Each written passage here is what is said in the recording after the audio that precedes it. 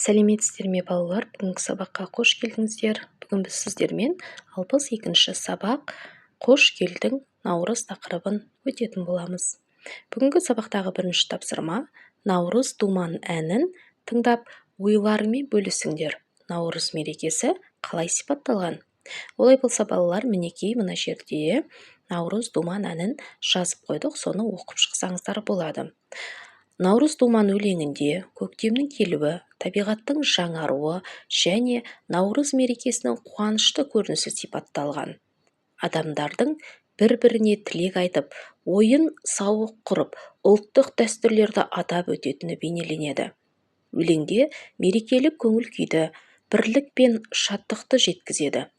Және де Наурыз айы келгенде елдегі той-томалақпен қатар сапарға кеткен ұлдарға сақталатын сыбағаны да атап өткен. Сонымен қатар Наурыз айы келгенде берілетін тойды көргенде, көрмегенде арманда деп ерекшелеп жеткізген. Осы өлең жолдарынан Наурыз мерекесінің елімізде ерекше аталып өтетінін көруімізге болады.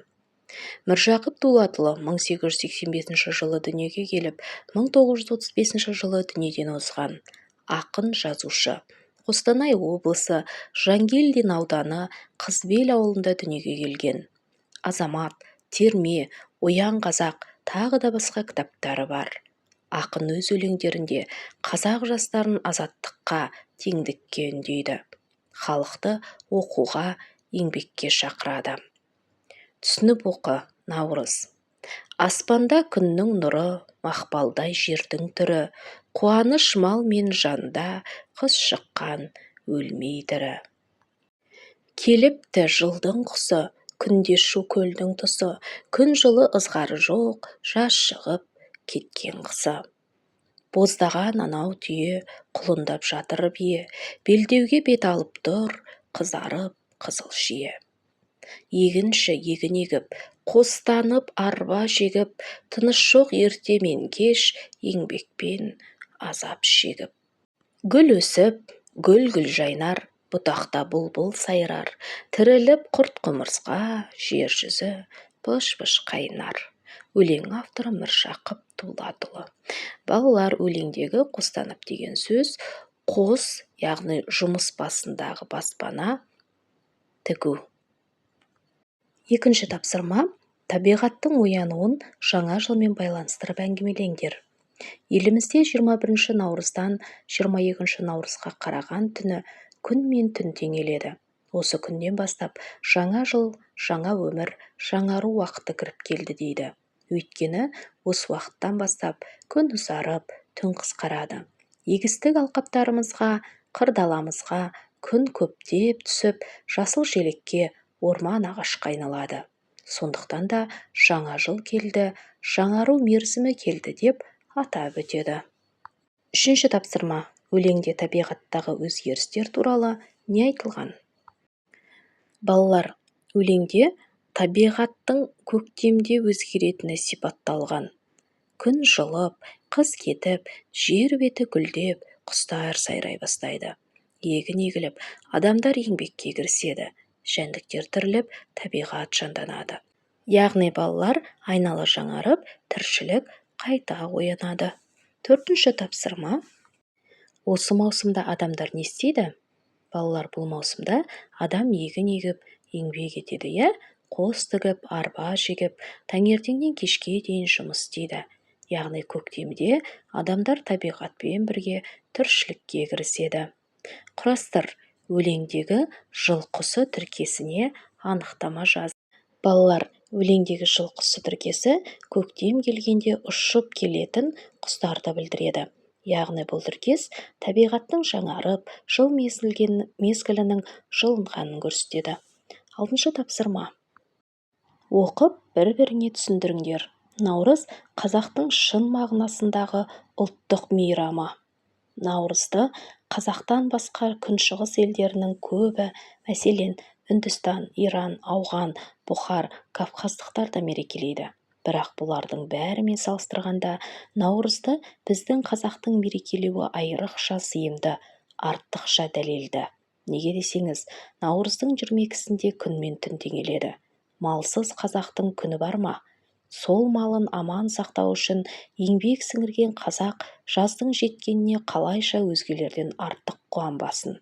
Жаздың басы жаңа күн, наурызды қалайша мейрам етпесін? Мәтіннің авторы Міржақып Дулатұлы. Балалар, 6-шы тапсырмада мәтінді оқып бір-біріңе түсіндіріңдер деп тұр, иә? Міне сіздерге мен 5 сөйлеммен жазып қойдым. Осы жазылған сөйлемді оқып, өздеріңіз қасыңыздағы досыңызға түсіндірсеңіз болады. Мәтінді қысқаша былай жаздық. Наурыз қазақ халқының ең маңызды ұлттық мейрамы. Бұл мерекені басқа шығыс елдері де тойлайды, бірақ қазақтар оны ерекше қуанышпен қарсы алады. Наурыздың 22-сінде күн мен түн теңеліп, табиғат жаңарады. Қазақ халқы малын аман сақтап, жаздың келгеніне қуанады. Сондықтан наурыз жаңа күннің, жаңарудың, жаңа және берекенің мерекесі деп біледі. Мінекей балалар, осы бір қысқаша мәтінді оқып, жанындағы достарыңызға түсіндірсеңіздер болады. Келесі 7-ші тапсырмаға назар аударыңыздар. Бұл тапсырмада орында дейді, қою әріппен берілген сөйлемнің мағынасын сызбамен немесе сурет арқылы бейнелеңдер. Олай болса, балалар, мінекей, мен сіздерге 2 нұсқаны көрсетіп қойдым. Бірін сурет түрінде, бірін ай мен күнді салдым да, ортасына теңдікті қойдым. Теңдік ол ай мен күн мен ай теңелді деген сөз, яғни күн мен түн теңелді деген сөз. Бұл суретте күн мен түннің теңелуі көрсетілген.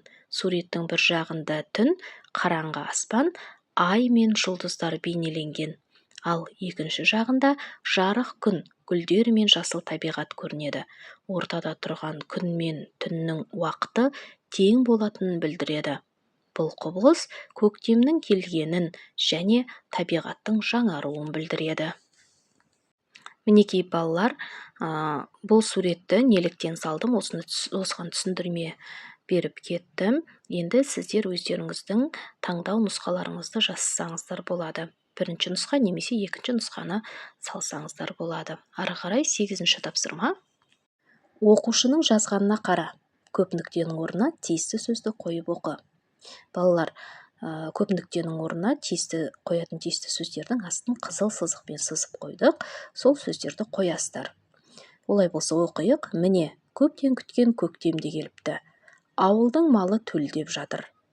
Төрттілік төлдеп, адамдардың аузы аққа тиді. Құдық басынан кісінеген құлынның даусы естілді. Аузы аққа тию деген сөз, балалар, сүт, айран ішу деген мағынаны береді. Қорытындыла. 9-шы тапсырма. Наурыздағы табиғат саған несімен ұнайды? Маған наурыздағы табиғаттың жаңарып, айналаның жасыл түске боянғаны ұнайды. Күн жылып, гүлдер өсіп, құстар сайрай бастайды. Адамдардың көңіл күйі көтеріліп, бәрі қуанышқа бөлінеді. Сондықтан наурыздағы табиғат өте әдемі әрі ерекше сезім сыйлайды. Үй тапсырмасы. Өлең шумақтарының мазмұны бойынша сурет сал. Өлеңнің ұнаған шумақтарын жаттап ал. Балалар, өлең шумақтарының мазмұны бойынша тағы да мынандай сурет салуға болады. Көктемгі дала көрінісін бейнелеуге болады. Жер беті жасыл шөпке толып, түрлі түсті гүлдер өсіп тұр. Аспанда күн күлімдеп, құстар ұшып жүр. Алыста егін егіп жүрген диқан мен жайылып жүрген малдар көрінеді. Бұл сурет көктемнің келіп, табиғаттың жаңарғанын көрсетеді. Олай болса, балалар, осымен біздің бүгінгі сабағымыз аяқталды. Келесі жаңа сабақта кездескенше сау саламатта болыңыздар.